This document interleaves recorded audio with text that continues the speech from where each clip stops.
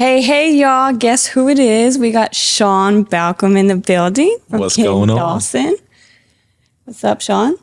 Hey, how's it going? How's it going? Thank you for inviting me on the show. Yeah.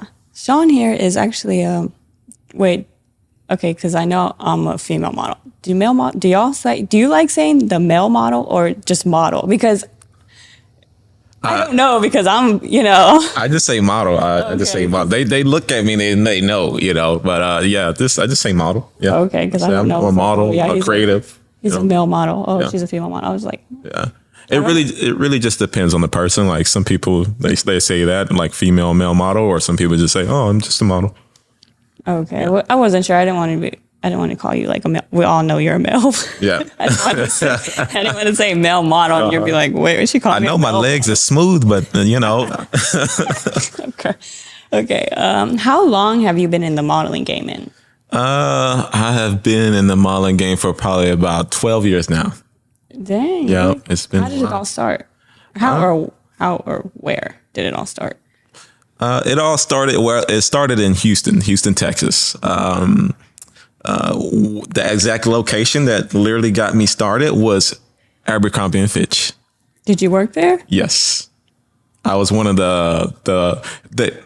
they call us models at the store. I was an employee just doing like register, folding, and all that stuff. But our job title was model. Oh, So really? yeah, so I thought if I can go there and start working there, I would eventually be a model for Abercrombie and Fitch, like actual being the campaigns and all that stuff. But it definitely didn't work out like that. It didn't work like that. So, I guess I put that energy out there because I think after a couple months working at Abercrombie and Fitch, this random girl, she came up to me. She was just walking by and she seen me. She did like a double take. And she came up to me and she's like, hey, you ever thought about modeling? And I was like, well, that's the reason why I'm working here. I thought I was end up being an Abercrombie model. Like, You're like, I am a model. What do you mean? yeah. And I told her that, and she's like, well, take my information down. I'm a creative director and everything. And she took my information down.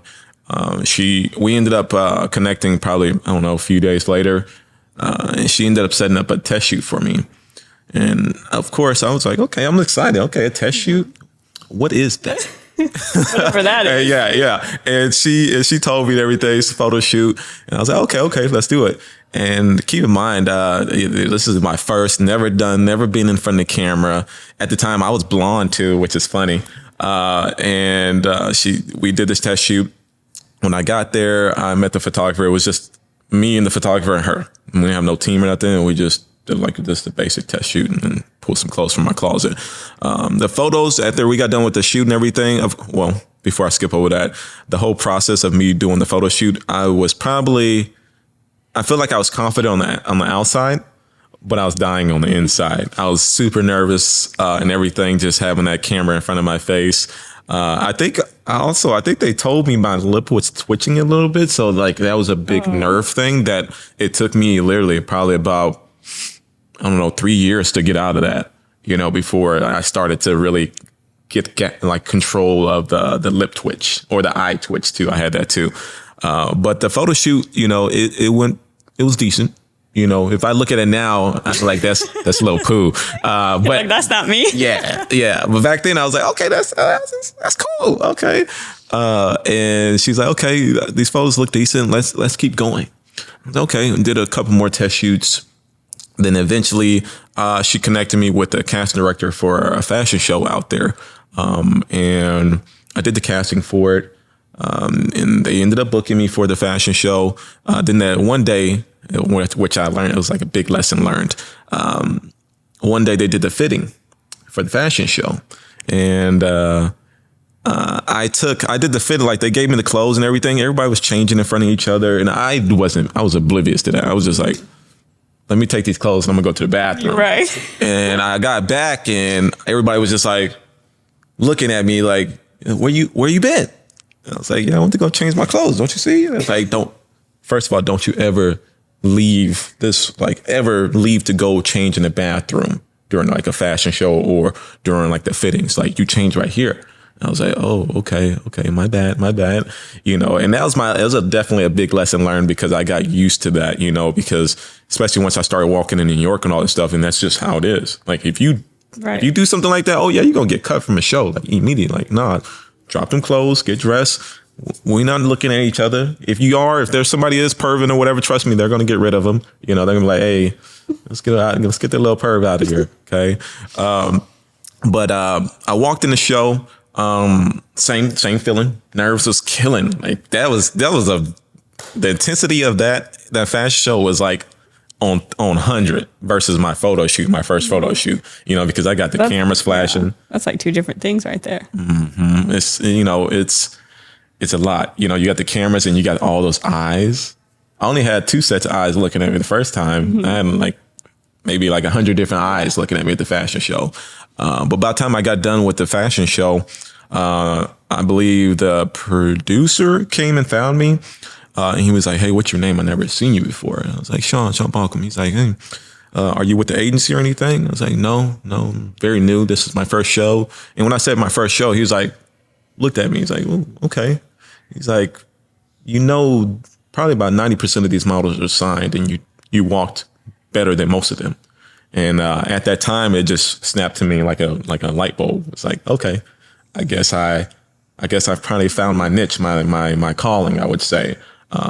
Because before that, I was doing so many things. Like I was going to go to school for education to teach and train, be a coach in track. And then I didn't go that route. And then I went the military route because I did 4 years reserves for Air Force. And I was going to really enlist and took my ASVAB test and everything and didn't go that route. And then I started doing this modeling thing and it felt right. After that moment, I just kept on going with it. I became hungry. And the more that I've done, the more that I worked in the industry, the more hungry I got. So they're the ones that signed you to Kim Dawson? Who? No. Did he end up signing you though? Because he asked you if you were. No, he ended up connecting me with other brands, other clients, and everything. So he ended up getting me a job at this show. It was back then. I'm not too sure if it's still called Houston, if it's Houston Fashion or Fashion Houston, but at the time it was probably Texas's biggest fashion show, other than DIFA out here in Dallas. But it was huge. You had the news stations there. You had a couple of America's Next Top Models walk in the show and everything. And literally that was like my peak in Houston, mainly because I don't even think if it wasn't for Alexis Montano, as Asian designer, based out of LA. He designed this outfit that I wore for the fashion show. And was literally like the main piece of the whole show. Like there was many different designers in the show, and that was like the main, like the piece that everybody was like, oh my goodness. It was this Games of Thrones type of fit, like a king outfit with. Don't you have that picture framed? No, I don't have that framed. Oh, no, it's a different picture. That was a different picture. Yeah. Okay. Now this one is probably on my Instagram or Facebook or whatever. Yeah, it was like this armor and everything and this super long white cape and this crown. And I forgot what I had on top. I don't think really I had a shirt underneath it. I think it was just like this armor that was like patched up. I probably described it ugly, but if you see it, you're like, oh, wow, that's pretty dope. But when I walked in it, literally, he told me, the designer, hey, I need you to give me a character for this. I need you to really like sell this, give off power, a little bit of anger in there as well. I said, okay. And I went ahead and did it. And literally I guess I shut down the whole show because, I can see it in my peripheral, like people were just like, oh my goodness, when I came down the runway. Then after the show, they were just talking. They like the news channel came up to me, like, and all the models, like even like Don Benjamin was there. Like they came up to me instead of them. I'm just like, oh wow, oh my goodness, I'm not expecting this. Even like the people in the crowd, they wanted to come up and talk to me and ask me who I am. They was just like, yo, like you were very intense. Like we didn't know to feel scared or feel happy or whatever, But it was excellent. It was amazing. Well done. And I was just really appreciated at that moment. And after that, I felt, like I said, I reached my peak in Houston and I wanted more. I was starving, and I was like, okay, what else can I do? Is there anything I could do out here? No. Where's the next best place I can go to that's in Texas? Because I was afraid of moving far. I was still a little young. And So I found you're from Houston. originally born in Galveston, Oh, okay. but moved from Galveston probably at a young age, 3 or 4. Hurricane hit and family picked up on all this stuff and dipped out. I moved to Houston and then I moved to Waller. So it was like a little bit of Beach Boy because I am BOI. Shout out to all my BOI people born on the island. That's what we call it. And all my Galveston folks. Okay. And then you got Houston City Boy. And then you got Newton. I'm not Newton. That comes later on. But Waller. It's over there by like Brenham. I don't know if you know where that's at. Brenham and Prairie View. Like out there in the country. It's country. So I grew up like, I want to say a little bit over a quarter of my life on a ranch. Yeah. But yeah, sorry, get off topic, but yeah, I reached my peak and everything. And I was like, okay, what's the next best place I can go? And I ended up, looking it up, and Dallas had the top agencies in the state of Texas.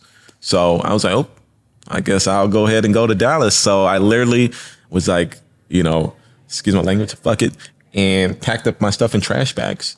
And I had a friend that thankfully lived in Dallas, and he let me crash on his floor for about a good, 7 months before we got our own place,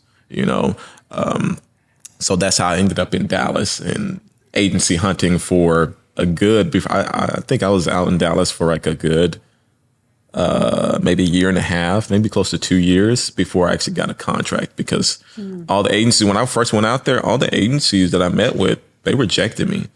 Every single one of them, except for one. But I failed in the little interview process that they did. I failed, and they told me to come back another time.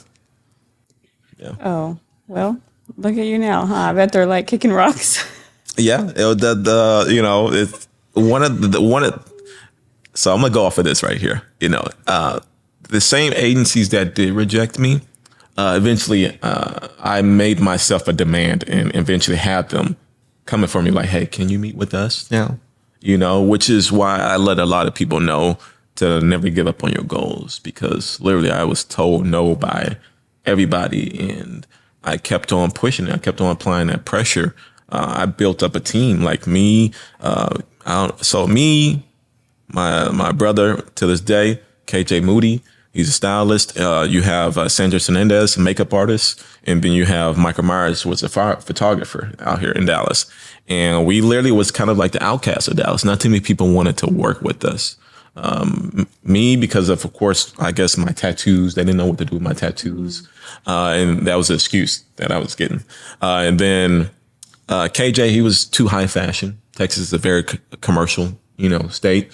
And then you have Sandra Hernandez. She's a Mexican Muslim. So, at that time, it would, not too many people was looking at her, in a good way. Even though she was super talented and everything. And then you have Michael Myers, who's very well known for his very creative editorials, high fashion, very artsy type of photography. So I felt like we were just that outcast because not very many people looked at us like, oh my goodness, they're great. They're looked at us more like they're not, I don't know what they're doing over there. They didn't understand. Well, how old were you when you did move to Dallas? How old was I? I was like, how was I? I think I was like 21. I was like 21. Yeah. So I was 21. And like I said, it just felt like we're just the outcasts, but we just believed in each other. We just collabed. We built our team up. We just kept on shooting. We stayed consistently shooting all the time, trying to sharpen our craft, trying to strengthen our portfolios as well. And then one day, the reason why I got my first contract was because a publication that our team did, and again published in a well-known magazine. And then I got that call. I was like, hey, they asked me, they said, hey, can you come to the office? I was like, okay.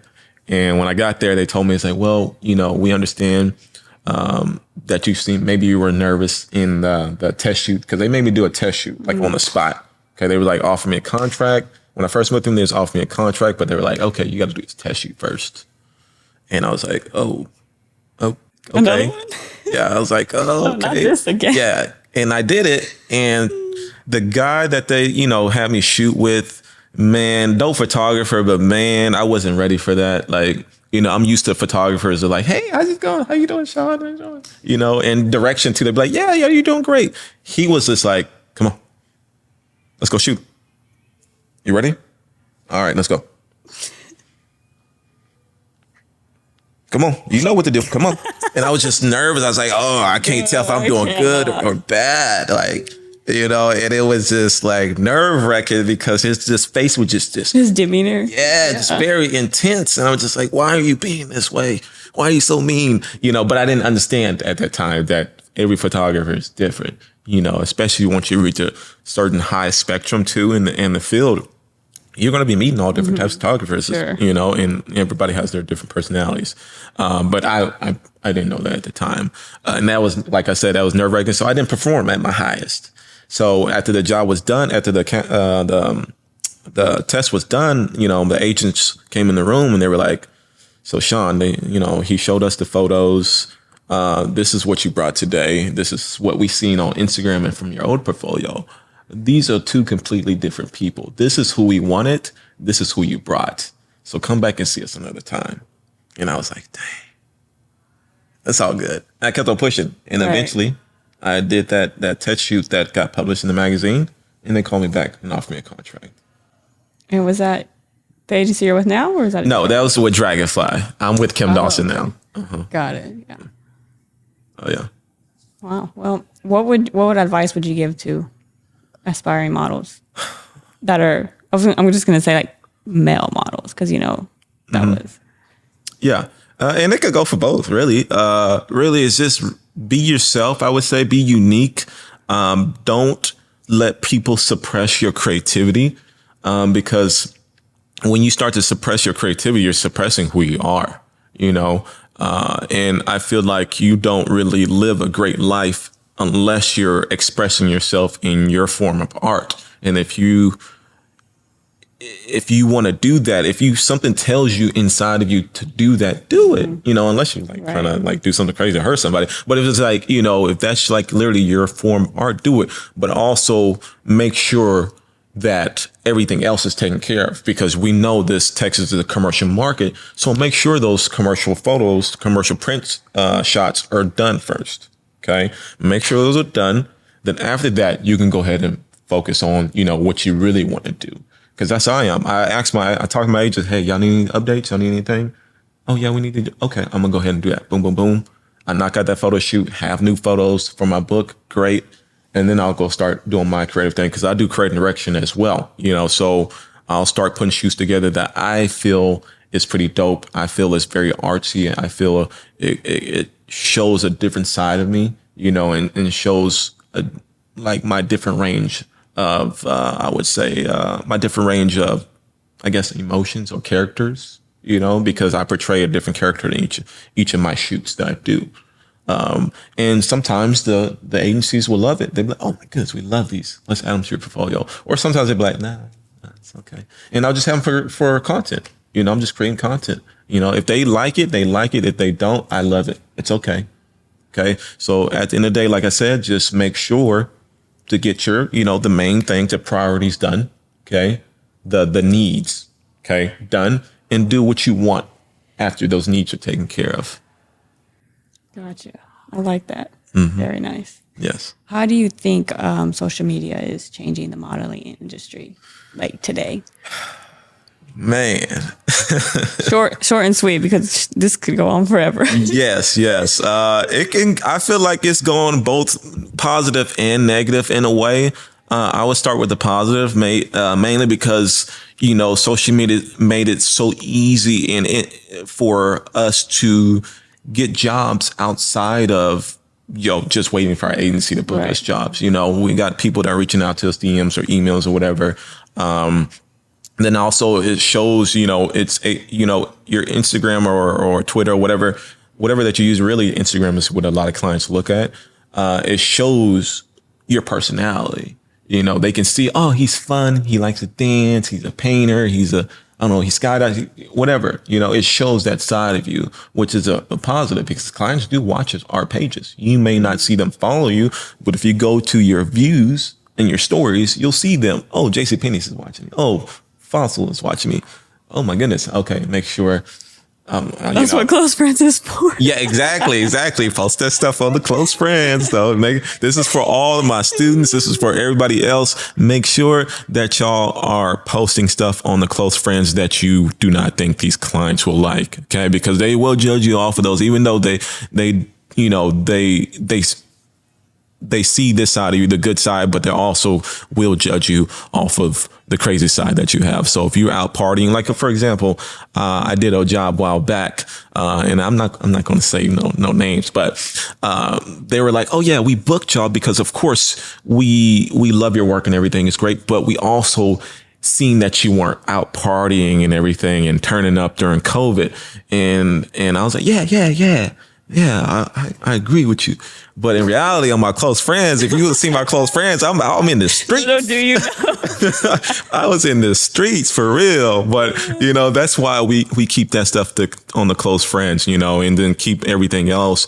Of course, you don't have to completely suppress what you like to do as long as it's not nothing crazy, like all the crazy stuff going on the close friends. But everything else, semi crazy and good.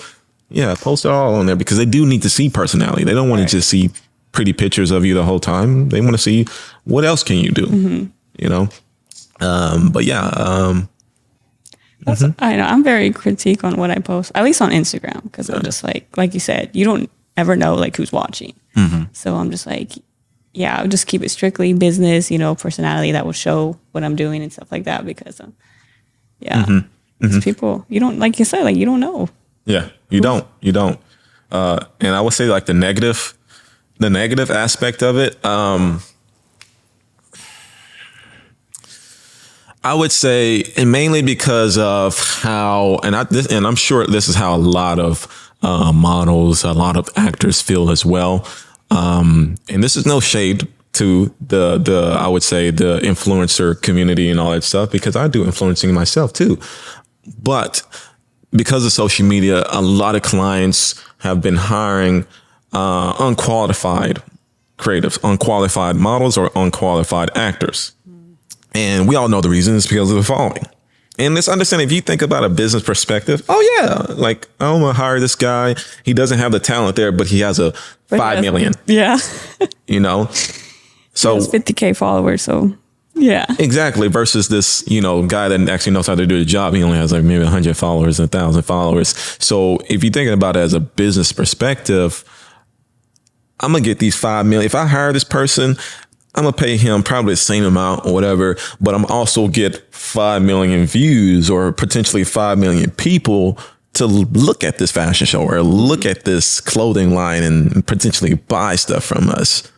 So I can understand it that way. But at the same time, it is a negative for us creatives that have been busting our butts all these years, just to get turned down by somebody that barely knows how to walk, So, like I said, it's a positive and a negative, but at the end of the day, you can't let that stop you. You just got to keep on creating. You got to keep on making yourself a demand. Okay. Do you think expectations lead to disappointments? Oh, yes, for sure. Especially in like the creative industry, like why is that? Really, I feel like because things are just not quite under like in your control, 100% of the time.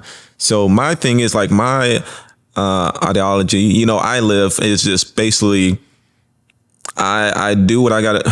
How do I explain it? Basically, if we're going to do like, let's say a project, okay. And let's say we start at a certain time and we finish at this time. It was planned to go from here to here. And I expected like the team to do their job. I expected this and this and this, and something small happens or something that's small, but that ends up turning into big happens and messes up the project, and sometimes when people have their hopes super high, it gets torn down, or with not even that, really with relationships, You know, in general, you know, you have these expectations of like your partner or whoever to do certain things because I'm doing those things. Okay. So and I expect you to do the same. Exactly. I expect you to feed that energy back. I'm giving you all this energy. I expect you to reciprocate that. I expect you to give that back to me. And people have those expectations and get shut down and get let down, you know? So that's why I said it's not really necessarily good to have expectations all the time. I would say, okay, I hope this goes this way, but in reality, if it doesn't, it doesn't. Okay. I try to protect my peace as much. And that's what I learned, to not have as many expectations as I normally would. You know, I usually expect people at a high spectrum. You know, I'd be like, okay, this person's going to be great. They're going to do this and this and this. And I'm just trying to project myself onto them. I'm hoping that they would do this and this and this, but everybody is different. Everybody thinks differently. Everybody processes things differently. Everybody has different love languages, you know, so you can't expect anybody to do what you do, because at the end of the day, we're different people. We're not the same. You know, there's going to be people that are quite similar, but not everybody is the same. So I wouldn't say hold high expectations of people. Of course you want to. Okay. Of course you want to, you know, especially because this person that you potentially want to marry or whatever, or like not marry, I won't go that far, but like get with, you know, because once you get into that stage when you're about to marry, then of course you already hold that person high, you know, but if it's just like y'all dating and everything, I wouldn't have no high expectations, because it can end just like that in a week, you know, and now you're in your feelings, now you're hurt, you know, now you're kind of like, letting those emotions affect you in your craft. Now you're slowing down, you know, so that's why I try to protect my peace as much as I can. And I just be like, it is what it is. If it's out of my control, it's out of my control. If it's in my control, let's see if we can try to work something out. But if it's out of my control, wipe my hands off of it. Brush your feet. Yeah, exactly. Walk away. Yeah. There's nothing to it, you know. At the end of the day, I'll tell them, you know, we can be cool. We still be cool. At the end of the day, I'm not going to be mad at nothing. Trust me, unless you just did some savagery stuff, then of course I got to cut you off. But if it's nothing like that, then I'm not going to get mad. She breaks up with me or I break up with her. At the end of the day, I'm going to be like, hey, you know, we can be cool or not. It's fine. But when I see you, I'm not going to, you know, be petty or whatever. I'm like, hey, how you doing? You know, because my peace at the end of the day is protected. Right. It's protected. I don't feel no way. Yeah. Amen. Mm-hmm. Amen to that. All right, Sean, we got some pizza here, but ooh, yeah, I don't know if they can see. Can they see the little that the pizza is cut? Oh, okay. Yeah. Sean's daughter got a little hungry, so she had a little slice of pizza, but y'all can't tell. Yeah, she went and stole a couple of slices. What's your favorite pizza? Man, I do love me a good meat lovers, pause. But yeah, I do love me a good meat lovers, everything on it. I'm a real big, you know, veggies guys too. So I like a lot of meat and a lot of veggies on mine. Supreme. Yeah. Right there. Supreme. Either Supreme or there's like a buffalo chicken pizza. Oh, okay. That's bomb. I've heard of those, but yeah. Or barbecue. I ain't gonna lie. Back in the day, huh? I'm saying anything. Sean likes anything on his pizza. These three, the Supreme, you got Buffalo, and you got CC's barbecue. Yes. CC's. Oh my goodness. I hate CC's. CC's was the bomb back in the day. Everybody acting like they too good for the CC's now. CC's barbecue pizza and the little cinnamon rolls. That's it. That's it. It's fire. CC's is gross. All right. Thank you, Sean, for coming on today and giving us a little taste of Sean. Oh, I like that. Taste of Sean. Man, that might be my next show, girl. You just gave me a new idea. Taste of Sean. All right. YouTube fam, don't forget to subscribe, like, and comment. You can find Kimball's Slice of Life podcast on Amazon Music, Apple, and Spotify. We will see y'all in 2.